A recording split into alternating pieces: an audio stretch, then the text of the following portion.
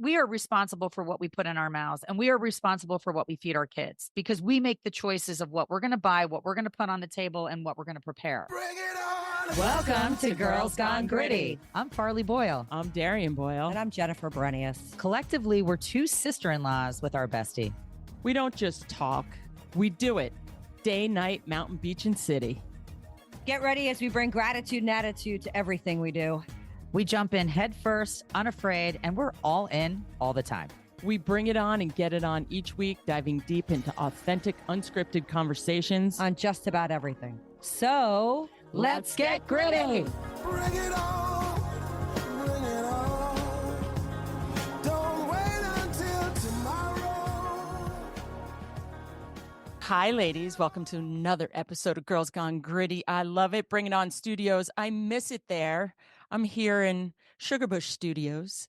But wow, ladies, what a busy week in the world. How about the inauguration, the national championship? The Buckeyes put a whooping on Notre Dame.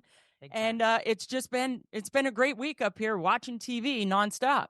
That inauguration was like a 3-day long event. I would love to know what the total dollar amount of all of those festivities rang in at. I really would not. It would probably gross me out. But hey, listen, it's a big deal when we have a new president coming into office, and the pomp and circumstances with the billionaires by his side could not be unmatched. So hooray and good for them. And hopefully they'll continue on with the pomp and circumstance in action. That's what I want. Did you guys like Melania's hat?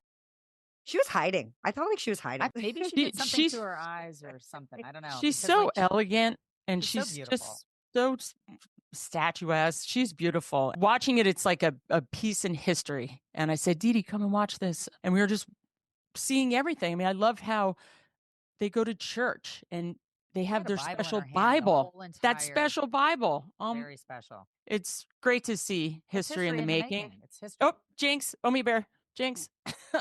And then you have the national championships. I mean, Notre Dame has been trying to get a national title since 1988. Wah, wah. You do realize that he played for Ohio State. Yeah. So it's a double whammy. He's playing against his own alma mater. So it probably felt good. If you're going to lose to somebody, lose to your alma mater. But if you're going to beat somebody, how good would that feel? Yeah. Oh, and especially on Inauguration Day. Yeah. Yeah. And you know what? He was actually, I thought he was awesome too, because he really gave it to the players and he worked that whole angle. They were making a big deal about him being the first Black coach to take Notre Dame to the thing. And he was like, I don't want to make it about that. Let's make it about like what happens on the field. Oh, he's a class act. He's a class act. And listen, if you're going to lose with grace. And I thought he really did a great job of keeping it about what happens on the field. And that's what you want. That's what you want. You know what else? I like the two quarterbacks basically saying, hey, we're the two most religious teams in the conference. And it makes perfect sense that we both ended up here. And when Ohio State won, they all had their Jesus won shirts on. And I just think it's a really nice thing that these guys are all such comrades on the field, and off the field, their belief system is the same. And I feel like they're all being rewarded for it. It's pretty amazing. And they're sending a positive message to all the like future athletes and future NFL, hopefully national champions. So Farley, take us to the top 5 grittiest headlines of the week. This was hard. We had a lot of material, but I'm going to go ahead and give you number 5. Pardon me. From executive pardons, Biden totaling more than 8,064, and Donald Trump is already at 1,740. Do modern day presidents abuse this executive power? I mean, where do you draw the line? GW only did 200. Obama had 1,927. I don't know. Family members, rioters, where does it stop? It should be a get out of jail free card, and it should be mandated like X number. I think it's gotten out of control, and the pardons that are happening for things that have, let's take people that have been convicted of a crime that has nothing like to do Biden's with son, like Biden's son, like the rioters on January 6th. There are things that they should not, the absolute power should not be anything. Correct. And the other thing that shouldn't happen is I shouldn't be able to have executive power on something that you've yet to commit. How the heck am I saying you're absolved from any issue from this moment in perpetuity. Like, what? To me, it's 'Cause like they know such they're an admission of guilt. That's They're insanity. so guilty. Look at Fauci. I mean, Wow, honestly, that made me come on. sick. And I mean, you Biden was see, literally no, pardoning people he's while the speeches he were happening. he is literally the fact he pardoned Fauci, and Fauci has pushed this vaccine. And then all the research, of course, comes out, which I've been following for 5 years, that, oh, all these medical problems happen. Of course he's guilty. So, oh, let's pardon him because we know what we did was wrong. And it's just all of it. None of it is honest. And politics have to just rewrite these policies that are just so unfair and You they're get a so specific one-sided. number, and that's it. And you know what? And criteria, a set of criteria that you have to reach before you can actually pardon the person. And if they're genuinely like a criminal, like Jen pointed out, whatever it may be that is truly an act of being a criminal, you can't be pardoned. I'm sorry. We have checks and balances in this country, and it's called the three branches of our government. Yeah. And at any point, if one position, meaning the presidency, gets to a point where they have absolute power, we're in trouble. So I think we got to keep a watchful eye on how they use executive issues, on how we use pardons, like all of it. And it's across party lines. It's not Republicans. It's not Democrats. It's been a abuse of power that's just been getting worse and worse. So what else do we got this week, Far? Well, that being said, number 4, global freeze. This extreme weather means 70 degrees temperature in Louisiana versus snow in Florida and Texas. I mean, what the hell is going on in raging wildfires and 100-mile-an-hour winds and the Santa Ana crises? Get used to extreme weather. That's where we are. I just came back from Florida, and I can tell you it was gold. And I wasn't in Jacksonville or the Panhandle where it was snowing. I was in Sarasota, Florida, and it was darn chilly. That's when I look at, I was on Insta and my friends are basically getting towed behind their friend's car in Florida on the streets. Oh, and yeah. you just see kind of sparks going. And I'm like, oh, you guys are snowboarding kind of. And all these places, you're just getting towed and sketching. And yeah, it kind of makes you go, so what is going rare. on? Because here it was minus Charleston got 20. 14 inches. Yeah, minus 20 wind chill here in Vermont. And then 2 days later, it's 20, 30 degrees. You're like, That's why cooties what's are flaring happening? up. I mean, people are sick. The swings in temperature have been crazy. And it's funny because they don't know how to handle it, from not having the equipment to not even understanding it. One of Shane's roommates went out one day and thought, oh my God, it snowed. And he had never seen frost in Gainesville, Florida. So he thought frost was snow. These anomalies that you can't Texas has been getting ignore. hammered year after year, though. I'll tell you. yeah, And they then have. they break, then their pipes freeze. And SMU, each year they've had days off because they've had to put the school back together again. Yeah. And Well, I went to a lacrosse tournament there, and I've never been colder in my entire life than standing on the sidelines in Dallas. I had to go buy a parka that is my favorite go-to parka living in the Great North. And it's like a sleeping bag that I walk around with. So crazy. It's nuts. Well, the ponds were finally frozen over. So people are playing pond hockey. They're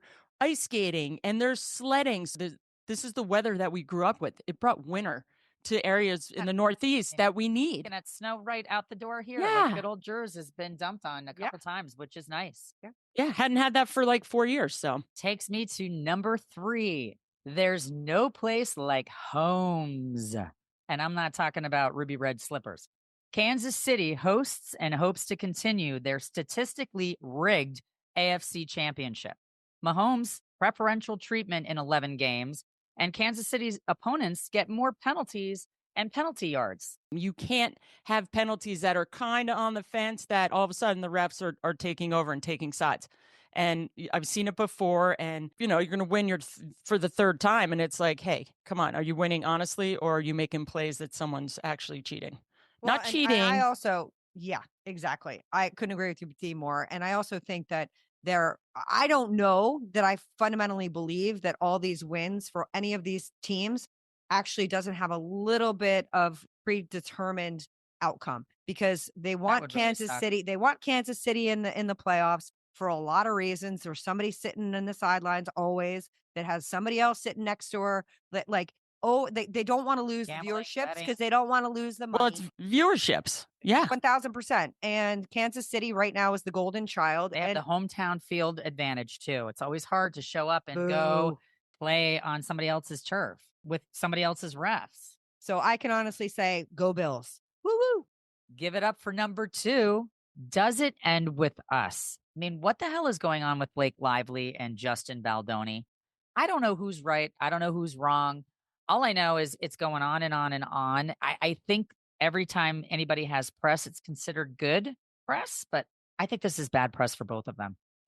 Enough is enough is enough. The he said, she said going round and round. I mean, they seem like they're pretty comfortable and intimate with each other. And the things that I see, they're getting attorneys involved, hiring the stakes every Libel. time. I mean, it's Hundreds like of millions of why don't dollars. you guys just take it to mitigate, like litigation, mitigation, whatever you need to do, and go figure it out, because I don't want to weigh in anymore. Who cares? Well, we don't care, and it's don't damaging even know. both of it's damaging both of their careers. And you know what you have to say is, hey, that's Hollywood.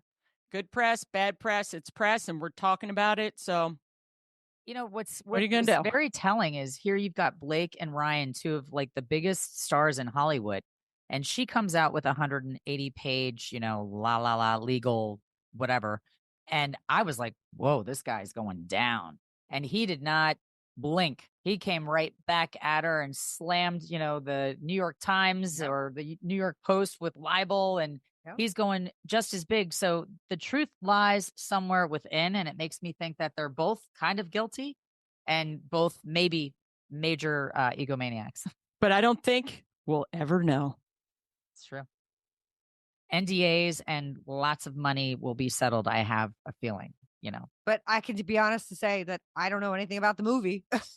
Everybody said that they actually had about the movie. people said that they have really good chemistry in it and that they're actually kind of surprised. But, that's the other thing is everybody that's involved in this movie, it's not doing great things for the movie. People aren't running out to see it necessarily because it's getting rave reviews. It's getting, shitty reviews and maybe natural curiosity. You drive by a car accident and you've got a rubbernecker. Maybe I people just are think the rubbernecking. irony in the name of the movie with like the perpetuity of this story continuing on with them pointing fingers at one another is just so classic. I can't even take it.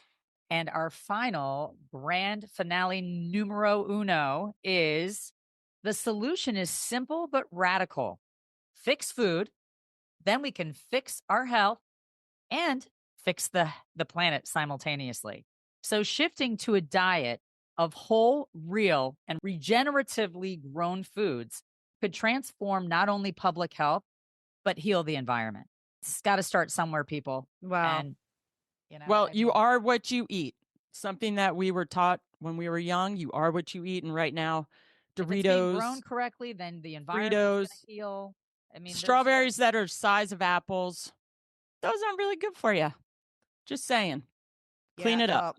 I couldn't agree more. However, I feel like going backwards on our industrial farming is going to be the problem because we nobody grows anything in their backyard anymore for the most part. And if you do, it's seasonal. Like here in New Jersey, you don't have the opportunity to grow everything. So I would love to see that. They talk about, going without meat is a huge way to heal the environment. I have a really hard time being vegan. I've tried it. I've tried to be, lacto ovo with just eating fish and eggs and things like that. It's not an easy thing. And you don't ever know where your thing's sourced for. But yes, I'll pray that we'll figure this out because we love to talk about food. there are real carnivores in our family. I just don't think that really could happen. I think like know. your body craves what it needs. And I'm not talking about sugar. I'm talking about like when my body is really craving like a protein or some type of a salad or a nut, I try to give my body what it wants. And I have to say no to the big sugar thing. But we've got an unbelievable episode today all about food and choices. So I'm excited for it. Yeah. And I'm thinking of a steak sandwich for my steak sandwich. Let's do it. Well, Dee, I read something really cool about how, once again, vitamin D milk is what everybody should be drinking, and red meat does not hurt your heart. It actually helps your heart. Right. So it's And like, red why do wine. we believe all this bullshit? Well, here's the thing though. I do think like fashion, food industry is trendy and they're going to circle things back. And even insofar, I was watching something about like the almond industry and the fact that the almond industry is boomed because almonds are healthy and now they're making milk and all the flours and everything out of it. But it's actually terrible for the environment. And the amount of water it requires is terrible. And it's in this teeny tiny little pocket of California and a little bit of Mexico. And you have these hyper localized places where we grow everything.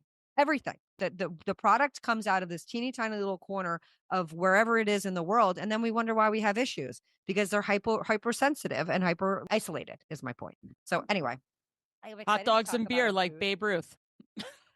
What? That was Babe Ruth, hot dogs and beer. Hot dogs and beer. Some of the healthiest people I know smoked butts their whole life, drank beer, ate freaking as much meat as they could possibly eat, and topped it with bacon. That's where you just wonder, is it really the additives and preservatives? Because back when we were growing up and the Clean Plate Club and the sweet cereals, they didn't have all the same poison. Well, but you had to eat they the were same. still the same colors. But you always ate vegetables. Did you see what I posted on our story today, by the way, to tee up this episode? It was, they've been producing Fruit Loops with not the wrong colors for years in the States and shipping them to Canada. Oh, I So know. they're I being saw that. made healthy here, and they're shipping them out of the States, and we've got the poison ones. Yeah. And I didn't realize that the red dye had been taken out of all of perfume cosmetic world 36 years ago. They were using it for lips and, rouge and whatever. Because that's how long they've known it. Yeah. Yeah. And they just, and like I said, it's like every headline that you get, they'll get everybody excited about the fact that things are changing. But again, when we talk about it in the episode, it's still not done yet. There's an injunction to be filed. There's ways out of stuff. So you got to be paying attention as the consumer. And that's part of the problem. But it's time to take control of our own health and well-being. Question is, are our favorite foods safe from harmful additives? Are we poisoning ourselves, our kids, with artificial dyes that food manufacturers, they don't even use them overseas, but are they poisoning us? I think they are. And that's our topic today for Girls Gone Gritty. Is the FDA being our friend or foe? It's a really loaded question. Where to start? Artificial additives in this country is actually insane. And if you start to scratch the surface as to what is allowed, the FDA has no policing power on what goes into food additives based on like a 1958 law where before they really even understood chemical reactions and bacteria. So the FDA is really at the mercy of a lot of these big businesses and industries that decide what goes in the products. And they're not even sure what some of these products and chemicals are, which is equally as horrifying. I don't understand why Skittles, for example, have been outlawed in every other country except for ours. So is the FDA doing a great job here? I heard Fruit Loops are the most toxic cereal that there is, yet we've all grown up with it. And if I could spend the night at a friend's house because they had Fruit Loops, I did, because then I could have sweet cereal. So it's scary because if the FDA is in bed with big business and the political side of things, then they might be doing what is good for them and not good for us. There's toxic, carcinogenic, cancer-causing material. Take Gatorade, for instance. You know what's in a Gatorade? So they're giving us and sugar and sugar and sugar, oil and dyes. Right. And the dyes. The Gatorade, they use red dye number 40 in the US, which hopefully, because RFK, that's eventually going to be banned. So they use dye number 40 for our Gatorades. In Germany, they use carrots and sweet potatoes. There's 100 ingredients in any American food. Where you go to the European section, the short section, it's tiny because that they can get away with it here. It's not fair. But it's not the FDA. Unfortunately, it's the self-policing nature of business and the way that they have it is like they can prove science, and they proved the data on fact that we're just talking about getting these dyes out of the American diet is a disgusting travesty of justice, because even the current things that RFK is trying to do are going to take at least 2 years. And there's a little caveat that it's 3. So the power in which they have to move things is also crazy. And I love the fact that They make headlines saying that this is changed, and it's not changed. And what they wait for is for the American public to forget. And then they file a little bit of a lawsuit, or they file an injunction, or they file something that inhibits their ability to do business. And guess what? It just goes away. And unless you're really hyper like paying attention to so many things that are happening in our food, you're asleep at the wheel. And it's terrible. It's terrible. The additives are disgusting, but then the standards on which the FDA tries to regulate food, and they're out of they don't even have enough people to do what they're intent to do, is atrocious to me. It's atrocious. I am confused just by headlines. Let's just talk about headlines. Like when we were growing up, it was okay, you want to be a member of the Clean Plate Club. So, we ate everything on our plates, and now we're a supersize it society and we're obese. Okay. We follow the rules of the Surgeon General and the FDA. Why are they promoting nut oils? And now suddenly nut oils are terrible for you. Or why would they promote like oat milk and almond milk? And now those types of milks are not, fortified with enough protein, or they have sugars and artificial flavoring. I just don't know who to believe, because one minute the FDA is behind it and there's scientific evidence that shows all these benefits. Where is that knowledge and all these factoids coming from that are so correct at the moment? And now we've all been ingesting it. We've all been putting Splenda in our bodies and every different type of fake sweetener and fat free and sugar free. I mean, Have you heard of the FDA have you heard of approved the yeah, have you heard of the milk Fairlight? So Fairlight is this milk that a friend of mine, she said you have to get it. It's loaded with extra protein. And we know women of our age, we need to have extra protein. So I'm using it and I'm putting it in smoothies. She's like, I felt strong. I felt so good. And I'm drinking it. And I'm like, God, I feel great. Well, then I run into a friend of mine who is up in Vermont. And I was like, yeah, well, this is a smoothie and I use it. She goes, oh my God, it has so many chemicals in it. Put that completely out of your refrigerator, off How did your it get plate, approved? out of your mind. They It got that's not approved. what the FDA does. That's not what the FDA No, does. and that's the problem. You Not what the use FDA does. plain old whole milk. Kids don't drink milk. They drink water. Water is not the water that it was when we grew up. Kids need real milk. They're breaking bones. Their bones aren't strong. And even my husband, he's like, "Oh, you can't use whole milk." I'm like, "Jeff, whole milk, pure whole milk from a cow is better than some pasteurized fake milk How many with times have you great heard we're marketing." the only animal that continues to drink the Another mother's mammal's milk, another mammal's milk. another mammal's milk, Yeah. like after a certain time. So I feel like I loved Who I knows loved what the truth vitamin D is? milk, whole milk. I would come home and I would be so excited after going to practice, and I'd want to chug a big giant glass of whole milk. And my mom used to say, you can't drink so much milk because then you don't eat your dinner. And then all of a sudden it was tainted as bad for us. And so we went to fat-free milk or 2% milk, when really whole milk, RFK is bringing back, is the only milk that we should be drinking. I'm confused. Well, and listen, if you start to scratch the surface on how those things happen, it's all it all boils down to the way our political system is working, and it's the lobbyist, and that these industries, these food industries, are able to sway the court of public opinion on what is going to be on the food pyramid. We've talked about this before on the episode, and they decide what levels of things are acceptable. And it's not okay. And the self-regulation of these industries to do the right thing is what a lot of these policies are on the backs of. And that's not in the betterment of health for each individual. That's for the bottom line of the corporation. And until you get a policing body that is actually separate, and they don't take what a lot of times the FDA does, is they take what the company says the data is on whatever product they're providing.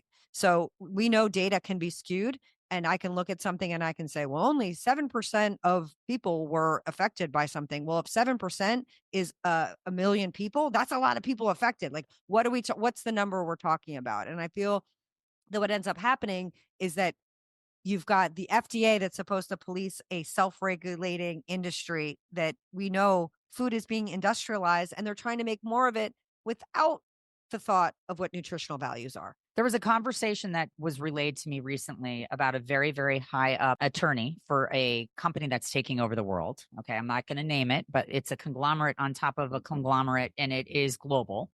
And, she basically works for whoever is in the White House. And she was saying that changes are happening immediately, and that something as simple like a Breyer's strawberry ice cream is going to go back to just milk, sugar, and strawberries. Okay. So this person said to her, why did everything change? Why so many additives and preservatives and whatnot? And she said that there's all kinds of different taste panels, and that they have the public taste as consumers and vote on what they like the best. And the American consumer likes the product that is filled with the additives and preservatives and the sugar that gets you addicted, etc.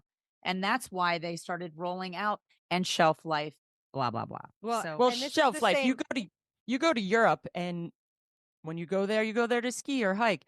You get you get the baguettes, you get the cheese, you get the meat, you get the chocolates, you drink beautiful wines. You'll eat it around the clock for 2-week vacation. You don't gain an ounce because it's so pure. Every ingredient on the shelves are like every product. Their ingredients you can actually probably and they comprehend with spoil a quarter of faster. them, Let's be real, and which is they what we spoil should. faster. But Correct. the problem is with Americans, they want this fast food. They want the quick hit. Now, there's a woman called Van Harris. It's a website called The Food Babe. I follow it all the time. And for anyone who is ever on Instagram, as we all know, follow her. She is amazing. She's a one-woman consumer protection She's agency, an influencer. and It's she realm. has making advances. She has gone against everyone. She is fighting so hard. So she went to Chick-fil-A, which she calls them chemical fillets. There's 100 ingredients in one chicken sandwich in the US, and there's 55 in Europe. So she went to them and she's like, hey, you need to like take out some of these chemicals, and they are actually listening to her. The iconic favorite American meal, Kraft mac and cheese, when she went to them, they are saying in Europe, they put a warning label on any food that has any really bad ingredients. But Kraft mac and cheese listened to her and is starting to change her recipe. Now, to gross you out the most, so Subway bread. So Subway bread is made with a rubber that they use in yoga mats. The ingredient, when you heat the bread, it basically turns into a carcinogenic called azodicarbonamide. And that is in her bread. So if you turned a yoga mat on the side and you kind of looked at the rubber, that's what turns into the Subway bread. So right now it's time to wake up because Talking about Subway, these the chain, not bread that you can buy down in the New York no, subways that no, we've been the, slamming. exactly. FYI. But she went against the CEO of Kellogg's, and finally, after 400,000 petitions that she put on their front door, she said enough. Like, she has been banning Kellogg's for months. I follow her because I read her stuff, and I'm like, it's What horrifying. can we eat? What can we like? That's the scary thing. Every time I turn around, first of all, we know that cancer is like completely on the rise and it's affecting younger people sooner. So it's what we're putting in our body. Well, let's talk about What's that. being grown? Because the like- red dye that has been in our food system for 40 years, they knew it caused cancer tumors in rats. And I liked 40 years red ago. everything. I 40 wanted years red ago. lifesavers. I liked a red Swedish fish. I opted for I love red Swedish as often as fish. possible. I liked red Kool-Aid because I wanted a red mustache. Red was my favorite color. Yeah. Yeah. Scary. No. But it's my mom for years. She's like, do not drink Gatorade. Do not eat Cheetos. Do not eat Doritos. Now go to Food Babe Instagram, and maybe we should try to get her on our show because she is so knowledgeable about all the ingredients that are on our products compared to Europe. Now the Dorito list and the Cheeto list on the American side, Addictive ingredients that make us crave it, and our brain is thinking yes, about it, and it actually brings nostalgia in weird ways, so that you are craving something that makes you feel happy, makes you like that's part of the additives and preservative evoke emotion when you bite into something and see the Cheetle on your finger or whatever you associate it with growing up, and it was the lunch that your mom packed for you or whatever makes you feel happy. It's comfort eating when you're sad. It's all these things that they have tricked our brains with these ingredients. And our gut. And we talked about that with the event that we were at with Dr. Nadeau, who's a Harvard trained doctor and a psychologist, and talking about the gut importance of what you put in your gut and then how that affects your mental health. So that's the other piece of this that's crazy. When you put crap in your body, we know that as an athlete, you don't perform well, but you also don't think properly. And I think what's crazy is that it's not just the additives that we've put in our things that you can't read the label. And it's the way that the labels are structured that you can't even understand. The modern consumer can't even understand the label for a lot of things. And they confuse you on portion sizes, and they confuse you on what's actually in things with the front of the label, being, is it like it's organic, a food product? Like some of the cheeses that you buy, it's not cheese. It's a processed food product.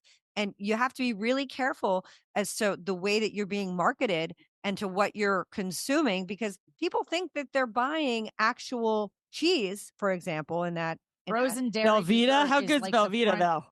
Frozen dairy dessert is a Love Velveeta. lot of the ice cream. I didn't even realize it. I'd come home with ice cream, and one of my kids at one point said, "Mom, you're not buying real ice cream. It says frozen dairy dessert.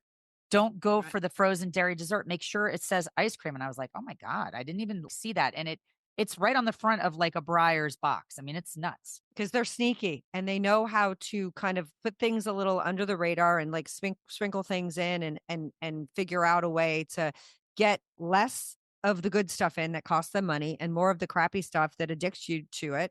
And again, back to the original, thing with the FDA. I feel terribly that we don't have the teeth in this current country. And I don't blame any administration, because it's been going on through the decades. Like, this is not a new problem. This is not something that you can pin the tail on either party. This is an inherent breakdown, in my opinion, of the politicians of every ilk being in bed with big business. And when we don't Because they're have writing checks somebody and supporting campaigns, correct and making Yeah, things why do you think they're affordable. correct, do you think that's the reason We're why not going to go against the grain. but the great thing but they is know that poisoning us, they know that they're poisoning our kids. Why do you think that they are getting away with it? That's my because question. there's nobody that they have to be held accountable to. And the companies have the benefit of, they don't have a 4-year plan. They don't have to worry about the current administration. They don't have to worry about the next administration. Most of these large corporate organizations, they're looking at strategic goals that are decades. They don't care. Look at big tobacco. It taught us a lot about how the industry, when wanting to self-regulate, they will not. They're taking advantage of the fact that we're also becoming a lazier generation. We're not cooking our food. We're not sourcing our food. We're not growing it out in our like pasture and bringing it farm to table. And it's happening less and less. Like, we've talked about this many times, sitting down and breaking bread with your family member. Like, to me, when I cook, I put love into the food, because I'm Yes, you making it. do. Well, I'm making it for somebody that I know is going to appreciate it. And I like to cook because I like to make my people that are eating my food happy, and love goes into that process. And now we go to these grocery stores around that have so much food that is already prepared, and I feel like people just will go buy whatever they can to make their life easier. And maybe people are working longer hours and more people are out of the household with a full-time job, but the breakdown begins. We are responsible for what we put in our mouths, and we are responsible for what we feed our kids, because we make the choices of what we're going to buy, what we're going to put on the table, and what we're going to prepare. I think But- people but- are lazy eaters, and the problem is, go to a fast food store, you get McDonald's, you get a big meal for $4 or $5. Not anymore. It's like $9. Like, right, but expensive to go to McDonald's. but it's lazy. Kids are in sports all the time. It feels like there's not that quality time of coming home and sitting at the table, setting a table, and eating a home cooked meal and talking about your day. You come in late, you have kids coming, you have them going. They have practice from 7 to 10 at night when they're in high school. So you never have that quality meal together. The moms are driving around, the dads are driving around. Nobody has time to cook anymore. And people have to start making time to take care of themselves, to feed their soul. Because if you're not in charge of your own body, which you are, and the thing is, you trust these manufacturing companies to say, hey, you know what? You're selling me this product that you say is organic, but it's filled with pesticides. It's organic from Mexico. Oh, I'm sure they have like a really strong system to make sure there's no carcinogenics on the food. You just have to kind of read the labels and Go to be in the charge of your FDA own website destiny. and look at the recalls. Okay. That's something that you can do like once a week if you want to. Go and look at recalls. You can't imagine how many products that you consume are suddenly being recalled because of an ingredient that people have found are linked to something, or whoops, a bad batch of E. coli, or you really have to pay attention. But see, here's the and problem. educate Here's yourself. the problem I have with like, and I'm not saying don't do that. Of course, the whole foundation of what Girls Gone Gritty is about is I take responsibility for me, my actions, my family. I'm in charge of my own domain. But I feel like that's a master tactic on all these corporations to be like, well, the consumer needs to figure out how to eat more intelligently, and they need to understand they are blaming us. are absolutely trying to put the onus on us when they accept no responsibility for the fact that their practices are deceptive. They are steering you into a role of addiction. They are trying to market to your kids. We can see that from yesteryear, even before we got to where we are today, when they would have the addictive cereals on Saturday morning cartoons strategically. Oh yeah. And like a prize. an prize. They know exactly what they're doing to feed you crap. And a jingle that you can still sing to this day. Oh Well, how about veggie sticks? That right now the kids everywhere. I see it at the schools, at the those ski are banned camps. in California. But You know but that? the veggie sticks are so bad for you. It has every single food dye for you. Yes, and they're banned in California. And it says it And on the kids, packaging. they think that it's healthy because it's a veggie stick or a little mini goldfish. It looks so cute. It's cute. loaded like For the beta orange dye. generation. So the thing is, what I say, ladies, is that American companies are making a fool out of us as Americans, and we all need to be a voice and look at the ingredients and stand up for your family, for your food for your soul, and drinks for your soul, so that you could have a long, healthy life. Because we know that when you get sick, you have to go to the doctors and get medicine.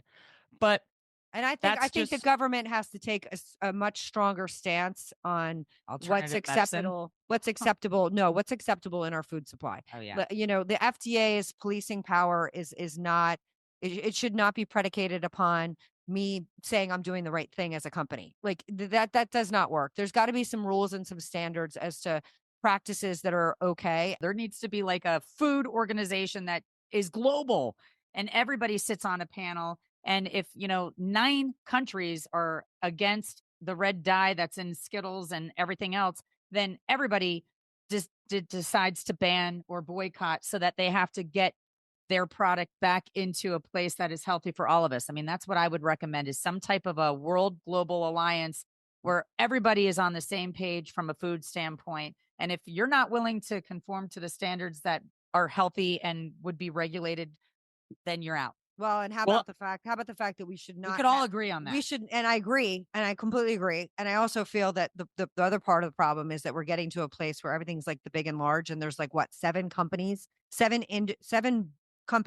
Nestle, that Pepsi, own Co. everything. They own everything. yes. So they are able to set market, set pricing, set standards amongst themselves. And it's collusion. It's basic food collusion. And the other part of the problem is that people have to set more realistic expectations on what real food looks like. An apple doesn't look perfect. It doesn't look like the apple that was given to, it has a bruise. It has bumps. A wormhole. And guess what? It goes bad, and it should go bad. It shouldn't sit on your shelf forever. If it's organic and it's meant to go in your body, it's meant to degrade. It's meant to spoil. And everybody's got to get to a point where they understand that if it doesn't do these things, then somebody's putting something in it, on it, around it that is not of this earth. A zucchini So should be the don't size of panic. an alligator's tail. Yes. So don't panic. It's organic. And I'm going to throw a Hail Mary for RFK to right this ship and bring some health food and some purity to my body. So let's talk about who's the Got Grit winner of the week. Thanks, ladies, for discussing all that. But who's our grit maker? You can tell for the we're week? passionate about it. We're a little passionate about what we consume. And we're gonna get back to this topic because there's so much to dive into. But right now, or digest, so much to digest. Hopefully, it's not giving you a pit in your stomach. But I'll bump. So who's our Got Grit winner of the week? So this Got Grit group of human beings has, just really topped the news for the entirety of the month. And we have to give a shout out to all our first responders out in California dealing with from the fire to the police to the EMTs to the people who are actually boots on the ground, some of the newscasters I've been watching, anybody who is responding with a great amount of love and heart in this tragic situation that has gone from the fires themselves, then to the water issues that have become very aware of it, to now landslides and the rebuilding of this community. We really just have to remember to thank those people that are there for us when these disasters happen, and hopefully give us a true light to being better human beings, as they show us what really matters in the world. So On a that shout out note, to them. I feel like I would love to tell everybody to watch the movie Only the Brave. And it is about the Granite Mountain Hotshots. And it's a real story about lives that were lost doing exactly what everybody's been doing in California with regards to fires. And I genuinely believe that wildfire, the way that they fight fire with fire, that might be where that simple line, fight fire with fire, came from. I had no idea until I watched this movie how they change directions of fires, how it takes burning to really resolve fires. So I strongly recommend everybody watch that because I have such profound respect for what these guys do and for the extensive training that they go through. And the hot shots are like Navy SEALs. So there's levels and categories of different firefighter accolades, and get familiar with it because they are our heroes. And I'm sending giant hugs and hats off to all the first responders who are jumping into the fires, doing selfless acts. And I have friends who are firefighters out there, and I'm hoping they're okay. And that's what we need them: firemen, police, first responders, ambulatory, everybody to help keep the world grounded. It really is. And on that note, Jen, Well, pump us up today. What is our pump up song? We need a song that is inspiring. So pumped up. Boom, by boom. this for so many reasons, but I'm just going to read the lyric, and it's going a little deep. So here we go. There's spirits above and behind me, faces gone black, eyes burning bright. May precious blood bind me, Lord, as I stand before your fiery light. I need to hear that song. That's a stumper. Wow. That's a stumper. Can you play it? See if I can. See if it works. And I will say that this, I'll give you another hint, because I did go a little deep. What genre is that? That seems like it's alt rock. It is not alt rock. No. And Christian I love it's not Christian music. Wow. And I'm a Jersey girl. So here we go.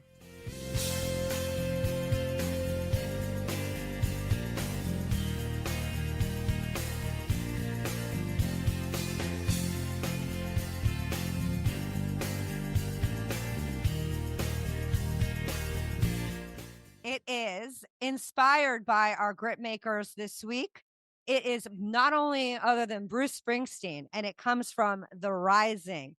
So Yes. for those of you that didn't catch this album, it's an album that Bruce wrote right after 9/11, an inspiration to all of the amazing people who showed up in that tremendous time of loss. And obviously the firefighters, my cousin was one of them, who responded to this insurmountable task, very much like, not exactly, of course, terrorist option, but responded in such an amazing way. So if you haven't gone back and listened to Bruce Springsteen's I would never have guessed The Rising Bruce. album, If I heard it, I could probably know. But I know Bruce, the song, but I would went to never- the and the show. entire album is unbelievable. Those lyrics. Bar, are didn't we really- go to the concert at Giant Stadium Oh.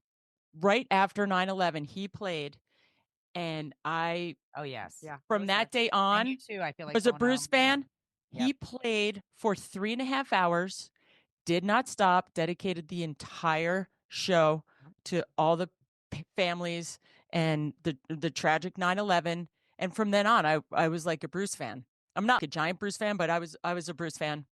And it was Jen from and I that were concert. celebrating his birthday at See Here Now, front and center. And Yeah. I'm not even a Jersey girl, and I'm not a huge fan, but he's cultivated a fan in me, and I have Jersey pride, and I am proud to say that I do like Bruce Springsteen music, and I think he makes a stand and he sticks to his stands. Yep. He's really who he is.